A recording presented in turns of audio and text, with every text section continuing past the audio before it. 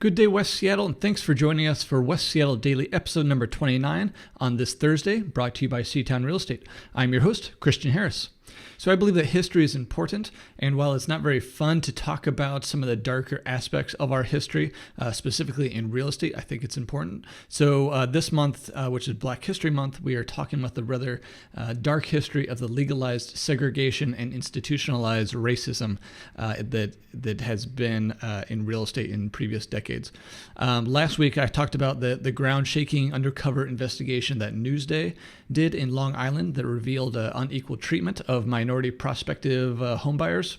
So while racial restrictive covenants were deemed unenforceable by the United States Supreme Court in 1948, this practice of not allowing minorities or even Jewish people in some situations into specific communities was still practiced for many more decades.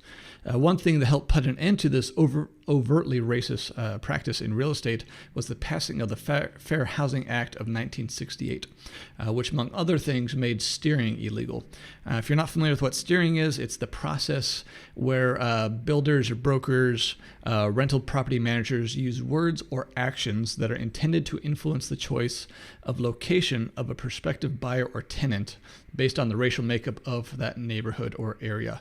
Even if that potential buyer wants to, let's say they're, an Asian American and they want to live in an area with other Asian Americans, it's against the law for a real estate agent to direct them to an area with that racial makeup. So there's a case where a gentleman named Richard Orstein, a Jewish refugee from Austria, contacted to purchase a home for his family in the Sandpoint Country Club area of Seattle in late 1952.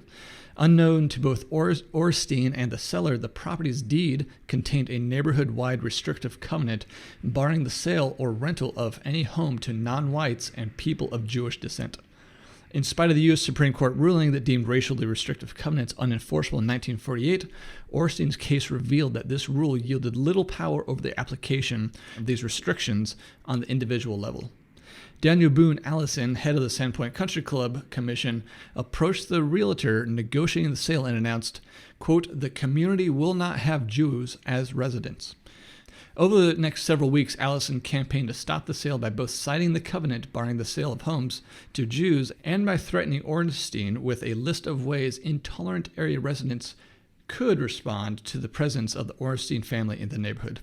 Eventually, this racist pressure prevented the sale, and Ornstein decided that he did not want to be in a neighborhood that did not welcome someone like himself. Some of the consequences of this type of thing are that black and white resident segregation is a major source of unequal opportunity, specifically for African Americans. Among other things, it perpetuates an enormous wealth gap and excludes black students from many high-performing schools.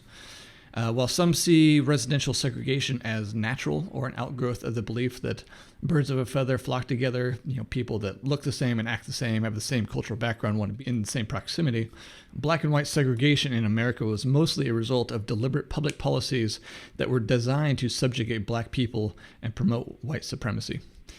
Two entrenched inequalities are especially glaring: the enormous wealth gap between these races and grossly unequal access to public education opportunities. So the policies during the Jim Crow era really helped explain why the black and white wealth gap is so much larger than the black and white income gap. Having or lacking wealth influences many of life's big decisions, from financing a child's education to saving for retirement. This inability of most students to attend schools beyond their neighborhood is troubling, because low-income students who are given the chance to attend socioeconomically integrated schools are shown to achieve at a much higher level than do low-income students in high-poverty schools. Which is also an indictment of the federal education system in this country, but that's a conversation for another time. So some of the devastating consequences for the consumer or the homeowner, it limits their housing choice in certain areas, locks people out of communities. It can deny people of all races the opportunity to enjoy the social, professional, and personal benefits of living in an integrated community. It sends a disrespectful message to people that the real estate industry, or at least some within the real estate industry, still view them as less worthy. So what does this mean? Largely it means, areas that were, once ghettos or had high concentrations of minorities, crime, and low income were largely due to institutionalized policies like racial restrictive covenants and steering that used to be commonplace, barring certain ethnicities within the nicer areas.